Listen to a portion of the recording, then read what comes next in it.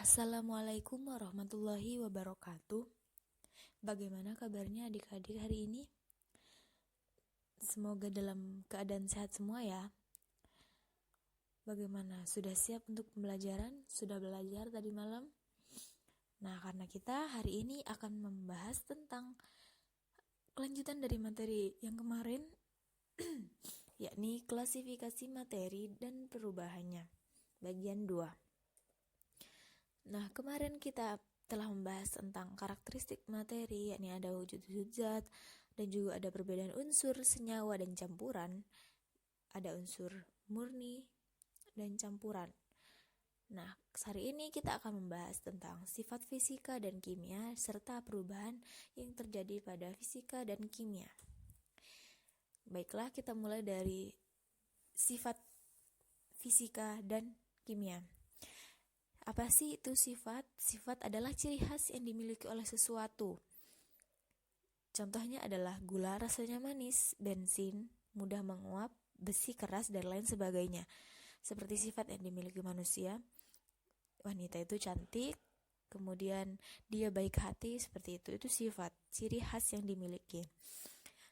Kemudian fisika itu adalah ilmu secara fisik, dan kimia juga adalah ilmu, dan ketika suatu zat bereaksi membentuk zat lain itu disebut sebagai kimia. Baik, yang selanjutnya adalah sifat fisika dan kimia. Berdasarkan jumlah materinya, sifat materi dapat dibedakan menjadi 2, yakni sifat ekstensif dan intensif. Nah, sifat ekstensif ini dipengaruhi oleh jumlah materi atau ukuran zatnya. Contohnya volume, panjang, massa, dan berat. Besi itu beratnya adalah sekian. Emas itu beratnya adalah 100 gram. Nah, itu sifat ekstensif, dipengaruhi oleh jumlah materi dan ukurannya. Sedangkan yang sifat intensif itu sifat zat yang tidak dipengaruhi oleh jumlah materi atau ukuran zat. Nah, ini dapat dilihat melalui warna, bau, dan juga rasa. Warna dari emas itu adalah kuning, besi itu besi itu berwarna silver atau putih, dan lain sebagainya. Itu sifat intensif. Di sini seperti kita lihat ada gambar air ya, bensin, juga emas. Bisa dilihat sifat air ya cair, kemudian bensin itu juga cair, tapi tingkat kekentalannya itu berbeda. Juga ada emas yang berwarna kuning. Sifat fisika, sifat yang dapat diamati oleh panca indera tanpa mengubah zat penyusunnya. Sifat fisika di sini ada 9. Kita bahas satu-satu. Yang pertama ada wujud zat.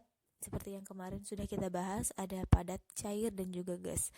Misalnya besi, Fe, untuk membangun jembatan, air raksa untuk mengisi termometer berwujud cair, dan sebagainya. Wujud zat dapat berubah jika ada perubahan suhu.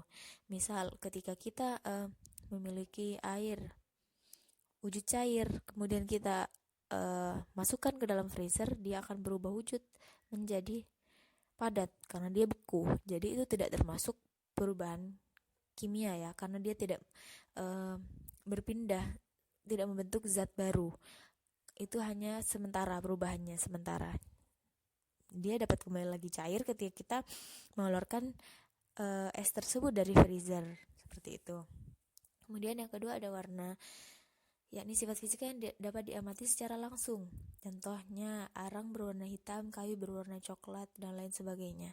Jadi dapat diamati secara langsung oleh mata kita. Ketiga, kekeruhan atau turbidity. Biasanya kekeruhan ini terjadi pada zat cair yang disebabkan adanya suspensi halus yang masuk dan tercampur ke dalam cairan tersebut.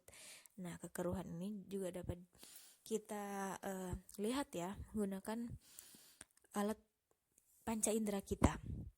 Keempat, ada daya hantar listrik, di mana benda yang dapat menghantarkan listrik itu disebut konduktor, dan benda yang tidak dapat menghantarkan listrik disebut isolator. Ini mutlak ya.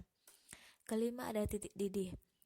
Titik didih adalah suhu ketika suatu zat itu mendidih. Dikatakan mendidih ketika dia mendekati suhu tertentu Kemudian ada titik leleh, kebalikan dari titik didih. Ya, ini suhu ketika zat padat berubah menjadi zat cair. Ketujuh, ada massa jenis. Perbandingan antara massa zat dengan volumenya. Nah, massa jenis ini dapat dituliskan dengan persamaan ρ sama dengan m per v, di mana ρ adalah massa jenis zat, satuannya adalah kilogram per meter kubik, dan m adalah massa zat kilogram, serta v adalah volume zat meter per meter kubik. Yang kedelapan, ada kemagnetan. Jika benda yang dapat ditarik oleh magnet itu adalah dikatakan benda magnetik, sedangkan sebaliknya benda yang tidak dapat ditarik oleh magnet disebut benda non-magnetik. Ini jelas ya, termasuk kepada perubahan fisika. Kemudian yang ke-9 terakhir adalah kelarutan, yakni kemampuan zat untuk melarutkan sejumlah zat terlarut, dapat dipengaruhi oleh suhu, volume pelarut, dan ukuran zat. Bahannya adalah air ya. Seperti yang kita ketahui, air adalah sebagai zat pelarutnya. Nah, kelarutan zat akan semakin besar jika suhu makin tinggi, volume pelarut semakin banyak, dan ukuran partikel semakin kecil. Contohnya jika kita melarutkan gula itu sebagai zat terlarutnya, kemudian air adalah zat pelarut dan terlarut. Nah, ketika suhu airnya, misal suhu pelarutnya itu tinggi, maka dia akan cepat terlarut. Ketika volume pelarutnya itu juga banyak, besar, maka dia juga akan cepat. Seperti itu, ini dapat mempengaruhi ya. Yang kedua adalah sifat kimia. Sifat kimia ini merupakan sifat zat yang berkaitan dengan kemampuan zat tersebut untuk bereaksi membentuk zat lain. Ada 4 ya, ada kereaktifan, korosif, keterbakaran, dan juga toksisitas. Kita bahas satu persatu. Kereaktifan, reaktif itu adalah ketika dia mudah bereaksi dengan zat lain. Contohnya adalah gas hidrogen, reaktif terhadap oksigen, sehingga dapat memicu ledakan. Nah, ketika hidrogen satu unsur bereaksi dengan oksigen unsur yang lain, senyawa, dia dapat membentuk zat baru. Ini meledak, membentuk ledakan. Yang ketiga adalah keterbakaran, di mana kecenderungan suatu zat untuk terbakar. Contohnya adalah zat yang mudah terbakar itu adalah fosfor, bahan untuk membuat korek api. Dapat terbakar bila terkena udara, senyawa fosfor oksida. Yang kedua adalah korosif. Ini yang sering kita ketahui adalah besi berkarat contohnya, yakni diakibatkan karena rusaknya logam oleh pengaruh lingkungan karena adanya oksigen serta kelembapan. Contohnya adalah besi atau Fe. Nah, besi yang semula kuat, yang masih berwarna putih, ketika dibiarkan di udara terbuka, di lingkungan terbuka, karena terkontaminasi adanya oksigen dan kelembapan, maka dia akan berkarat sehingga membentuk zat baru, yakni menjadi Fe2O3. Itu zat baru ya, jadi dia termasuk ke dalam perubahan kimia. Yang keempat adalah toksisitas. Tingkat merusak atau beracunnya tuh terhadap makhluk hidup tinggi, jadi dia bersifat toksis. Contohnya zat klorin, Cl2, dan merkuri atau Hg. Itu toksik, membentuk zat baru. Nah, sifat fisika dan kimia dapat dimanfaatkan dalam kehidupan sehari-hari. Contohnya, aluminium itu dapat dibuat bahan dapur, perkakas dapur, seperti wajan, panci, dan lain sebagainya, karena dia dapat menghantarkan panas dengan baik dan tidak mudah berkarat. Yang kedua ada plastik, karena dia anti air sehingga digunakan untuk membuat jas hujan, menolong kita dari paparan air, tidak terkena air hujan. Yang ketiga adalah karbon dalam bentuk intan, berwujud kristal, mengkilap sehingga digunakan sebagai perhiasan. Selanjutnya adalah perubahan fisika dan kimia. Nah, sebenarnya pembahasannya ini sama, namun yang tadi itu kita membahas tentang sifatnya, sifat fisika dan kimia. Nah, sekarang kita akan membahas tentang perubahannya, bagaimana zat tersebut berubah. Nah, seperti yang tadi ya, kalau perubahan fisika itu tidak menimbulkan zat baru dan bersifat sementara. Perubahan fisika terjadi karena suatu zat memiliki sifat fisik. Sifat fisika, perubahan fisika dapat disebabkan oleh beberapa faktor berikut. Perubahan fisika karena perubahan wujud. Wujud zat dapat terjadi jika perubahan wujud zat dapat terjadi jika suatu zat menerima atau melepas kalor. Nah, macam-macamnya adalah ini. Kita dapat melihat segitiga ini di mana dia saling berkaitan ya. Contohnya, ketika cair menjadi padat, itu namanya membeku. Contohnya, air yang ketika dimasukkan ke dalam freezer. Sebaliknya, dari zat padat menjadi zat cair, itu artinya melebur atau mencair. Ketika es kita letakkan di ruang terbuka, dia akan mencair. Seperti itu. Dan seterusnya. Dapat dilihat di segitiga penghubung ini. Kemudian yang kedua adalah perubahan fisika karena perubahan bentuk. Contohnya kain diubah menjadi baju. Itu perubahan bentuk ya. Kita beli kain nih, kita kasih ke penjahit buat dibikin baju. Nah, itu perubahan fisika karena perubahan bentuk. Dia hanya berubah bentuknya saja dan tidak menimbulkan zat baru. Tetap jadi kain ya, bahan utamanya kain, seperti itu.